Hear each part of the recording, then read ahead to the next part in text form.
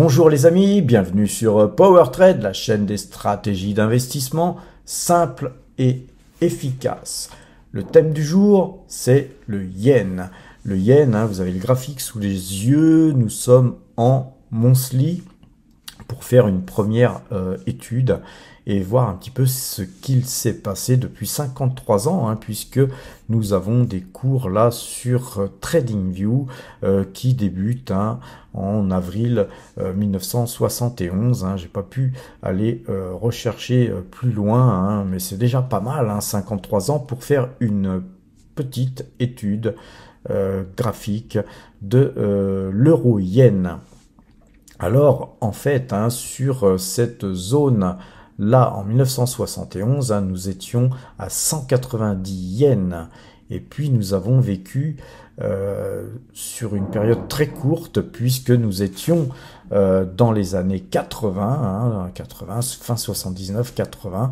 C'était aussi fin 79, une crise pétrolière, et donc nous avons vécu sur le yen un plus haut historique qui est dans la zone des 285. Donc vous voyez que nous sommes passés des années 1970 à 1980, donc 10 ans, à 190 pour aller toucher 285. C'est avec en plus quelques mouvements très erratiques. Donc ça, c'est vraiment le plus haut historique. Ensuite, une fois qu'on a eu touché ce point haut, le yen n'a eu fait que de en fait s'évaluer par rapport à l'euro, et donc le yen est devenu de plus en plus fort, et pour toucher dans les années 2000, pour toucher en fait un point bas à 88. Donc en fait, dans les années 2000, quand on allait au Japon avec 1 euro, on pouvait avoir en fait 88 yens. Pourquoi? Parce que l'euro en fait était naissant aussi. On était dans la naissance de l'euro, et puis ensuite on voit que là, je vous ai dessiné une assiette, et on voit que eh bien, le yen n'a jamais pu casser ce plus bas, et d'ailleurs le plus bas qu'on a fait ici était plus haut que ce plus bas, donc ce qui prouve qu'il y a une inertie plutôt haussière sur ce graphique de l'euro par rapport au yen, jusqu'au moment où nous avons pu casser par le haut ce canal baissier. Donc vous voyez, on a un formidable canal baissier des années 75 jusqu'à aujourd'hui.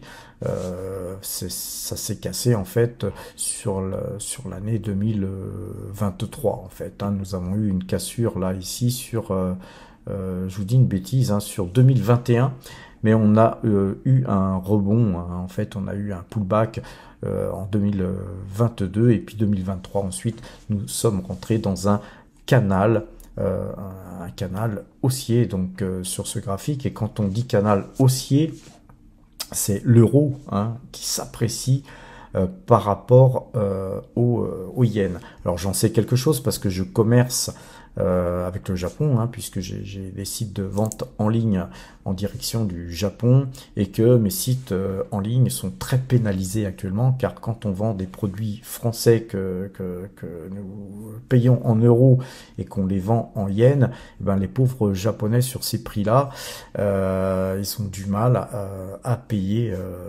l'addition, tout simplement. Donc globalement, pareil, on voit beaucoup moins de japonais en France visiter la France ou venir faire des études en France, car effectivement, pour eux, ça coûtait beaucoup moins cher quand le yen cotait 88 pour 1 euro. Pour eux, c'était les soldes. Et là, maintenant, effectivement, sur la zone de 162, puisque nous sommes à 162,25 aujourd'hui, eh bien, c'est quand nous allons au Japon que c'est les soldes. Pour vous donner un exemple simple, vous allez au McDo, prenez un menu, vous avez des menus à 5-6 euros, des grands menus, des menus avec le Maxi Coca, et le Maxi Coca c'est le Coca américain, les amis, alors qu'en France c'est 12 euros, donc c'est 2 fois moins cher au Japon pour se payer un McDo, et c'est encore moins cher si vous mangez japonais, hein, puisque vous allez avoir des restaurants ou des repas, ce qu'on appelle des bento, hein, des boîtes de repas pour 4,50 €, voire moins. Et donc vivre au Japon aujourd'hui avec nos euros, c'est vraiment presque moins cher que de vivre en Thaïlande avec une qualité de vie vraiment très très appréciable. Donc moi, ma question sur la zone actuellement, mon questionnement, c'est peut-être justement que si on casse ces résistances, puisqu'on a une résistance ici à 169, on a une deuxième résistance à 187, et ensuite on arrive tout de suite à la zone des 210, 210, 211. Donc pour 1 euro avoir 211 yens, si je changeais moi tous mes euros, ou l'intégralité pratiquement de tous mes euros en yens, je serais au Japon devenu quelqu'un de très très riche si effectivement le niveau de vie au Japon ne bougeait pas. Alors niveau de vie au Japon, moi qui vais relativement souvent, eh bien les prix ne bougent pas, on est plutôt presque en déflation, on a des prix même qui baissent en général. Les prix n'ont pas tendance à monter.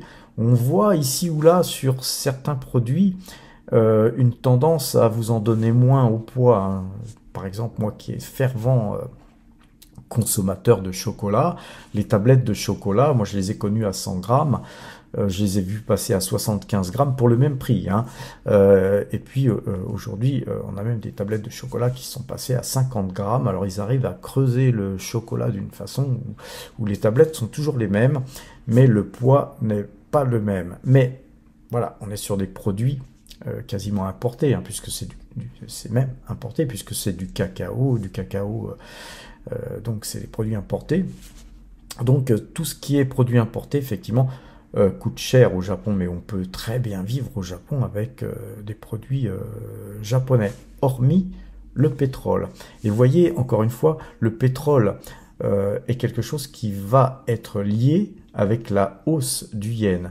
À partir du moment où il y a tension sur les prix du pétrole, à partir du moment où le pétrole est plutôt orienté à la hausse, eh bien on voit le yen se déprécier. Pourquoi? Parce que l'économie japonaise a besoin d'énergie, a besoin de pétrole pour pouvoir faire fonctionner son économie, bien que le Japon a une économie un peu dispersée de par le monde.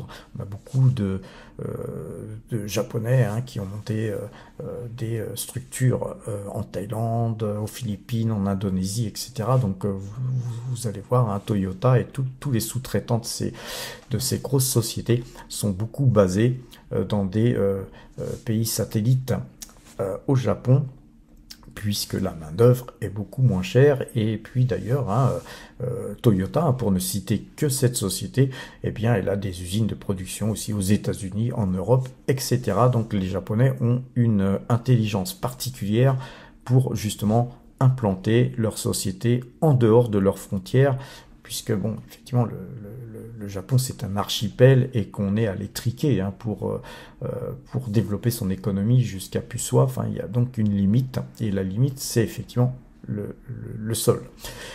Globalement, au Japon, c'est un pays vieillissant, comme tout le monde le sait, tout le monde en parle. Effectivement, dans quelques années, les vieux seront encore plus vieux, vont même certainement mourir, et puis les jeunes ne font que très très peu d'enfants. Donc on a effectivement un déséquilibre au niveau structurel, hein, de l'économie japonaise à ce niveau-là. Mais moi, perso, pour y avoir été assez souvent, eh bien, vous savez, moi je préfère une décroissance de la population à condition que ça soit soutenable et qu'on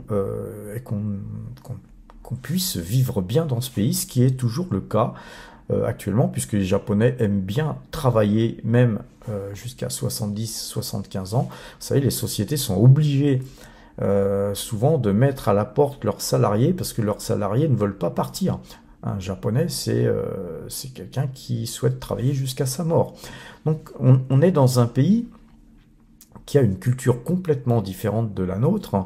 Et moi, je vois pas du tout de problématique à avoir un taux de natalité très bas dans un pays comme le Japon, il suffit d'aller à Tokyo pour voir que quand même les villes sont assez surpeuplées, donc on a encore de la marge, on peut encore très bien continuer à vivre avec un taux de natalité très bas au Japon. En tout cas, à mon avis, je préfère vivre au Japon avec un taux de natalité bas, plutôt qu'en France avec un taux de natalité importé, avec tous les problèmes que nous rencontrons aujourd'hui en France, avec une politique en plus en France où on se pose des questions sans arrêt sur l'état psychologique de nos dirigeants. Au Japon, depuis 50 ans, rien n'a changé, hein, c'est toujours des vieux hein, qui gouvernent le pays, et les choses changent pas ou très peu.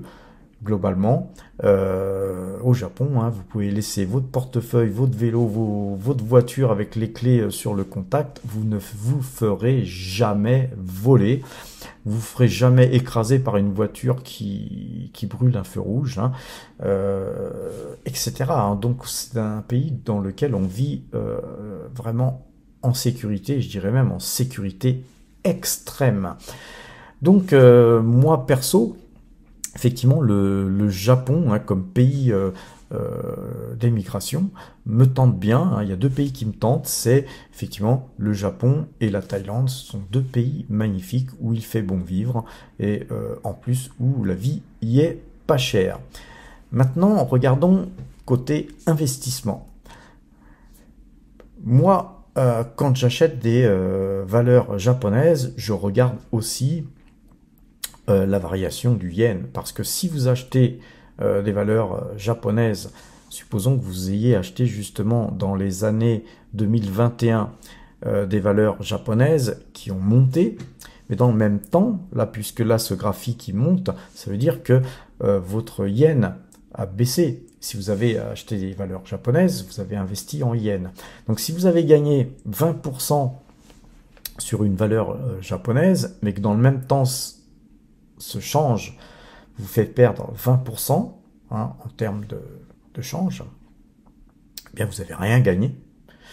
Pire, si vous avez investi dans une valeur japonaise qui a perdu 20%, si votre yen a perdu 20%, vous en avez perdu 40%. Donc, investir sur le marché japonais implique de comprendre justement et d'étudier graphiquement où va le yen.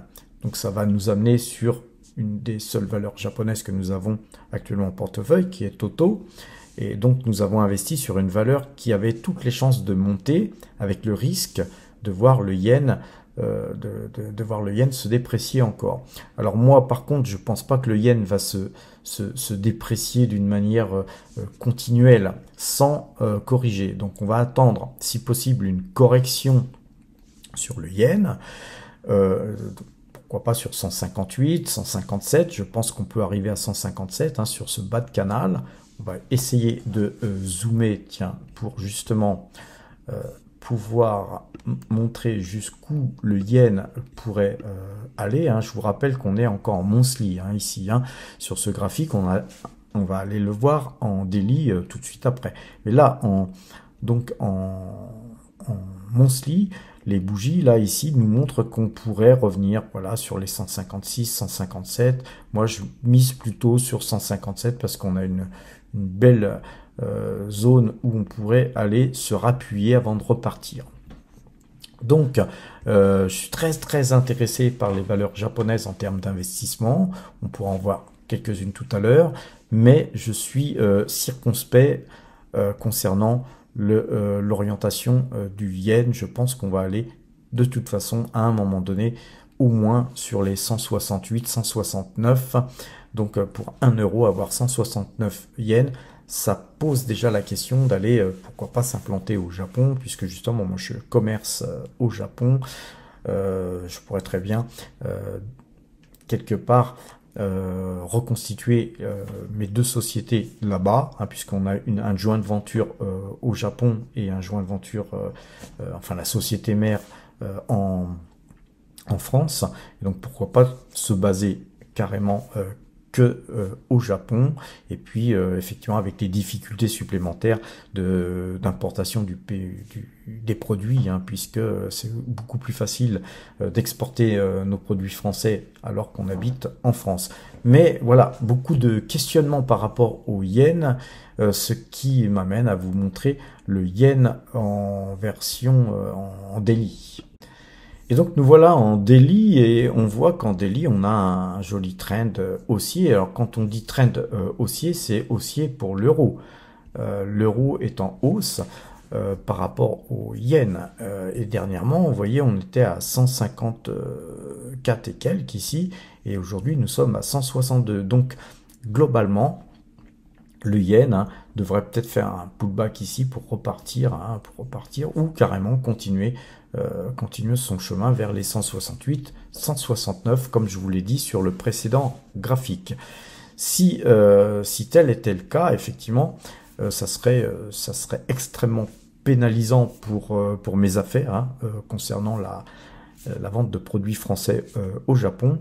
Mais par contre, on serait sur le chemin de, pourquoi pas, envisager se délocaliser au Japon et puis d'y vivre très bien, puisque effectivement, hein, si on fait les calculs du change, quand on a un peu plus d'1 million d'euros, effectivement, vivre au Japon avec une telle somme, c'est complètement différent que de vivre en France. Hein. Là, carrément, vous vivez comme un riche et même un très riche, et vous pouvez effectivement louer un logement 2 fois moins cher qu'en France, manger 2 fois moins cher qu'en France au restaurant tous les jours, etc., etc. Tout est beaucoup moins cher.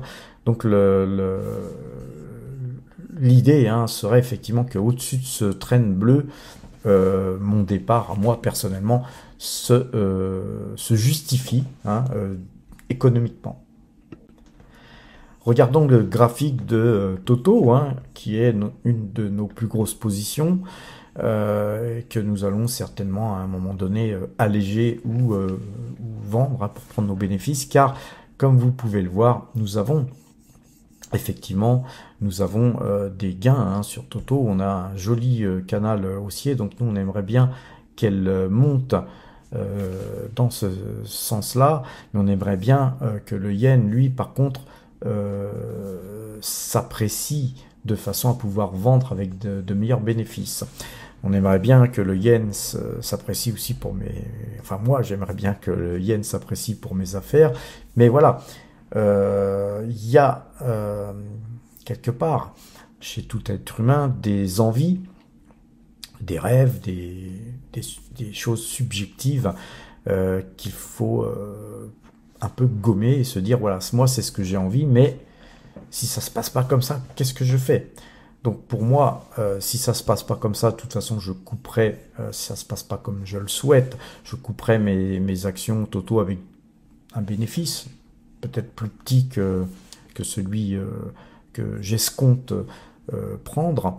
Mais de l'autre côté, si ça se passait mal pour Toto, c'est que 50 000 euros, quoi. C'est même pas une très très grosse somme. Donc, bon an, mal an, ça serait peut-être excellent pour justement pouvoir m'expatrier à bon compte en pouvant justement monnayer mes euros, changer mes euros en yens, et d'avoir par rapport à 188 peut-être 3 fois plus d'argent que dans les années 2000. Donc vous imaginez, c'est un petit peu comme si j'avais investi en euros en 2000 et que en 2025, supposons que ça se fasse en 2025, j'ai 3 fois plus d'argent.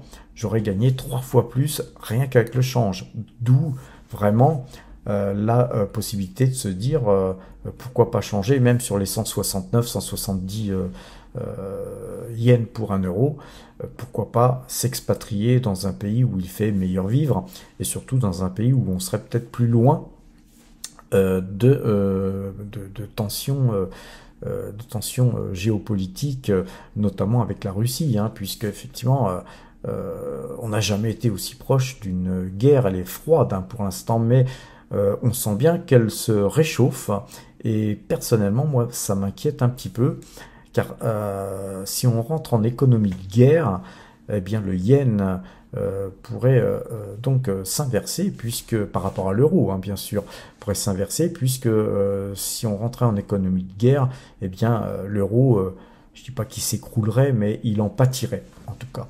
Donc investir, le but de cette vidéo, c'est de vous faire comprendre que d'investir sur des valeurs américaines, japonaises, françaises, etc., c'est bien, mais de vous poser la question d'investir et de diversifier dans des valeurs, des valeurs en monnaie autre que l'euro, c'est très important. C'est super important parce que là, moi actuellement, par exemple, je vis en France la plupart du temps, mais je vais commencer à voyager de plus en plus en destination de l'Asie, donc je vais être plus en zone dollar, on va dire, qu'en zone euro. Plus je voyagerai, plus j'aurai besoin d'utiliser, on va dire, des yens ou des bahts qui sont sous influence du dollar, tout simplement. Donc, à partir du moment où on décide de s'expatrier en Asie, on a plutôt tendance à, pourquoi pas, investir voilà, sur des valeurs japonaises, américaines, de façon à avoir des revenus zone dollar. Tant qu'on vit en France comme moi actuellement, vous avez vu mon portefeuille, il est plutôt axé sur la zone euro. Parce que je vis en euros et donc je dépense en euros. Je vois beaucoup de youtubeurs, je regarde très très peu hein, les concurrents, entre guillemets, hein, mes collègues, je ne sais pas comment appeler ça, mais je vois de temps en temps, quand je vais écouter, parce que j'aime bien quand même écouter un peu ce que font les autres pour m'améliorer, hein, parce que j'ai pas mal de problèmes, hein, peut-être par rapport à d'autres youtubeurs, hein, je suis de nature un peu dyslexique, j'ai parfois peut-être des problèmes parce que je suis un peu timide et introverti. Et donc, d'aller voir les autres, ça me permet on va dire, de me juger hein, quand je regarde mes vidéos par rapport à d'autres vidéos. Je pense que de temps en temps, il faut le faire, mais j'ai pas beaucoup de temps pour le faire. Mais voilà ce que j'ai noté chez d'autres youtubeurs, c'est qu'il y a beaucoup de gens qui sont très jeunes et qui ont aucune expérience en fait de la bourse. Hein. C'est pas parce que vous avez fait 2-3 ans de bourse que vous avez une expérience à toute épreuve. Hein. Vous n'avez pas connu les cracks de 87, vous n'avez pas connu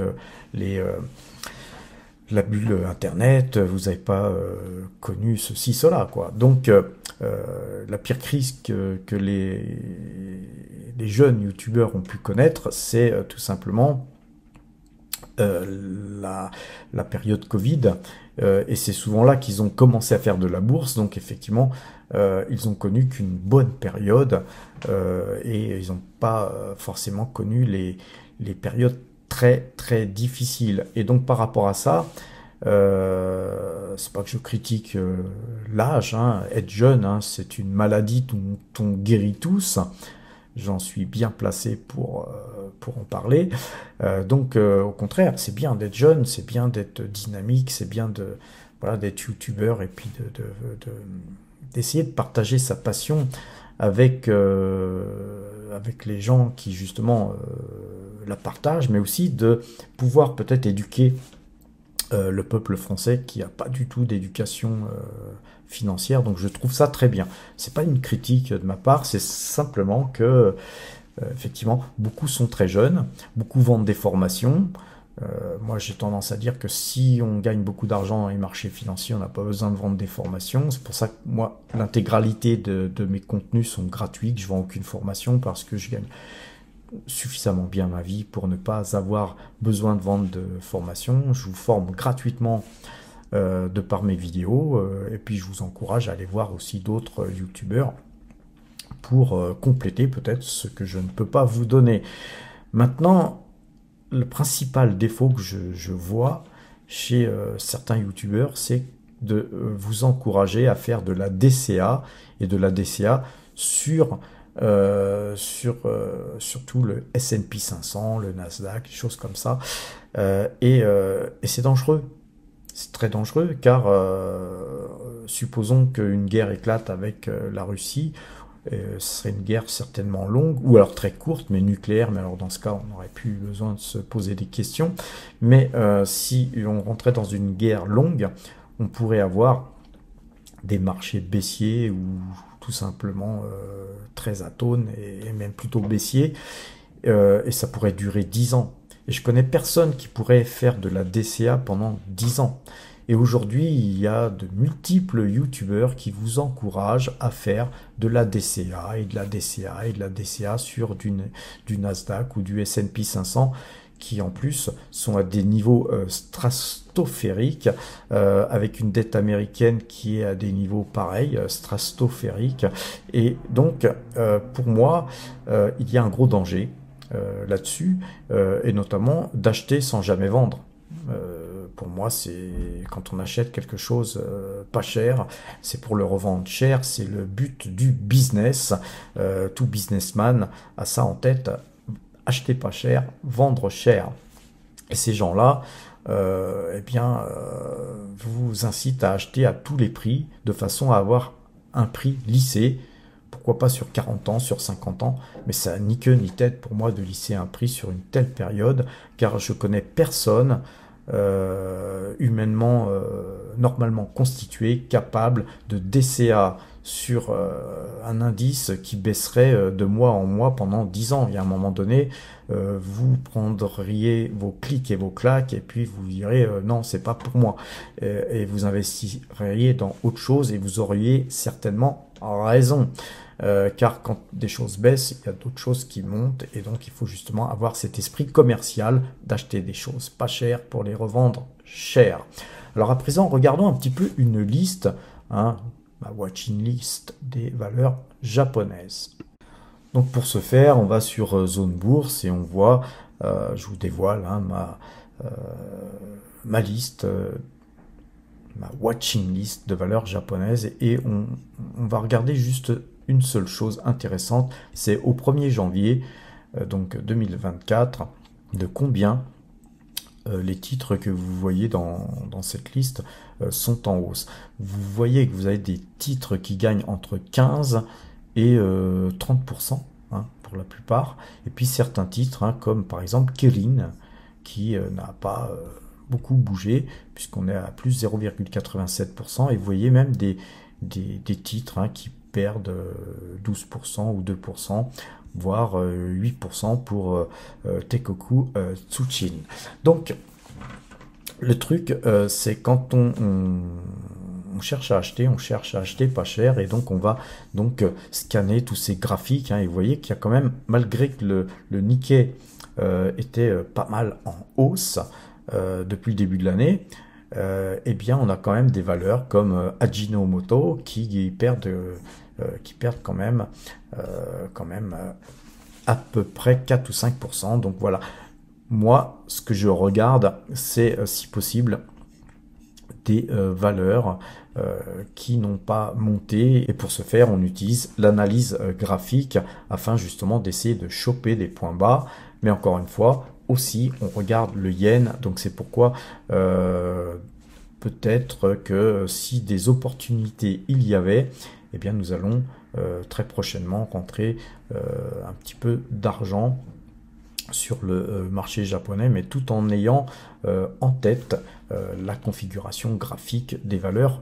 Et tant que moi je n'habiterai pas au Japon, j'investirai pas massivement sur les valeurs japonaises, bien entendu, puisque actuellement je réside encore en France, et quand je vous parle d'expatriation, pour ce faire, il faudrait déjà que j'arrive à justement un petit peu ranger mes affaires de façon à pouvoir être prêt à partir. Mais c'est vrai que mes valises sont déjà plus ou moins prêtes, parce que je suis beaucoup en cash ou en action. Quand on est en action, on est en cash. Après, il faudra étudier évidemment l'imposition, comment on est imposé au Japon, quelles sont les conditions favorables ou défavorables à plutôt m'expatrier en Thaïlande ou ailleurs. Il y a aussi des endroits très sympathiques. L'Indonésie peut être sympa sur la zone Bali, hein. À Bali, par exemple, c'est un endroit où on peut s'expatrier et vivre très très bien aussi, hein, et à moindre coût. Donc moi, ce que je rechercherais, c'est 1, le soleil, 2, la gentillesse des gens, et 3, la sécurité, et puis 4, évidemment, mon pouvoir d'achat. Et ça, c'est très important, les amis. Vous qui faites des investissements, c'est pour acquérir votre liberté financière. Vous savez qu'avec 1 million d'euros, en Europe, en France, vous êtes classé comme riche, donc vous êtes très taxé, mais vous êtes finalement quelqu'un de pas très riche, puisque 1 million d'euros, c'est vite parti. Alors que dans certains pays, vous avez pratiquement 3 fois plus de pouvoir d'achat avec cette même somme d'argent. Donc le but, c'est de gagner beaucoup d'argent, et puis d'un jour de partir dans un pays où le simple fait de prendre un billet d'avion et de cliquer, faire ces transferts d'argent dans le pays où vous allez, et de vous retrouver avec 3 fois plus. Vous voyez, en un seul clic, ça peut être quelque chose de sympathique. En tout cas, je vous laisse méditer sur cette philosophie qui est la mienne, que la Terre est un immense jardin, et que voilà, qu'on vive en France ou ailleurs, ce qui compte, c'est pas le nom du pays, c'est en fait l'environnement général, et puis surtout la monnaie, hein, puisqu'on est des êtres humains, on échange, on fait pas de troc, hein, on échange avec de la monnaie, et donc combien avec cette même monnaie vous pouvez échanger. Donc effectivement, des fois jouer sur justement sur l'échange vous permet de gagner de l'argent, hein, en phase trading, mais aussi en tout simplement vous expatriant, en déménageant, vous pouvez aussi gagner beaucoup.